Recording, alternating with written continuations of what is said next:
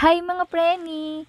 Kapag sinabing saging ay talaga namang ang dami nating maiisip na lutuin para gawing merienda at pangnegosyo. Kaya naman share ko sa inyo ang isa pang recipe na pwedeng pagkakitaan. Tara, umpisahan na natin. Ang saging talaga ang madaling hanapin sa pamilihan at napakamura pa nito. Kailangan hinog na saging ang gagamitin dahil kapag hilaw ay iba ang kalalabasan ng lasa. 10 piraso ito mga preni pero pwedeng madaming gawin. Hatiin lang muna sa 3 dahil mamaya i-slice pa natin ito. At kada isang buo ay 6 pieces slice dapat. Ayan ganito. Sa isang bowl ay magtakal ng 1½ cups rice flour o galapong na bigas, 1/2 teaspoon baking powder, 1/4 teaspoon of salt, and 3/4 tablespoon of sugar. Mix well until combined. At ang ilalagay ko dito ay 1 cup cold water. Utay-utay lang ang paglalagay habang hinahalo. At haluing mabuti hanggang sa maging smooth. At para sa kompletong listahan ng mga sangkap ay panoorin ang video hanggang dulo. Isawsaw ang mga hiniwang saging sa rice flour mixture. At ilubog lang ng mabuti hanggang sa mapuli coated ito. Yan, at ready to fry na.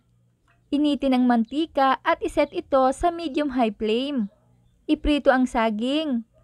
Isa-isa lang ang paglalagay para maiwasan ang pagdidikit at para madali din itong maluto. At kapag nag-brown na, ay hinaan ng apoy. Ayan, at luto na. Gumamit ng paper towel kung available ito sa bahay niyo para mabawasan ang excess oil. O diba mga preni, super easy lang naman talaga. Ayan at finish na. At kung nais nyo naman ay may dipping sauce. 1/3 cup evaporated creamer o evaporada.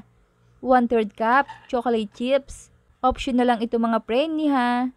Kung want nyo ay may sausawan. Dahil pwede naman itong direct ng kainin. Tunawin lang natin ng ganito, saka ilagay ang 1 teaspoon cornstarch and 2 tablespoon of water, diluted. I-mix lang ng mabuti hanggang sa lumapot na ito. Kapag malapot na ilagyan ng 1 tablespoon of butter. Cook for a seconds. At tanggalin na natin sa apoy at okay na to. At syempre may mga sample tayo na pwede ding idea for business. Ito naman ay sample lang, pangkain lang naman namin ito. At kung nanonood po kayo, mga taga saan po ba kayo? Hi naman dyan. At hello po sa inyo. Tikman na natin. Ay ang sarap ha. At ang texture ay panalo. Pwedeng-pwede talagang pang negosyo. Dahil bago ito sa paningin at panlasa, ay siguradong papatok talaga ito sa masa. At crunchy pa ha. Try nyo na. Kaya i-like, i-share at i-follow nyo na ako para updated kayo sa mga reseping ibabahagi ko pa.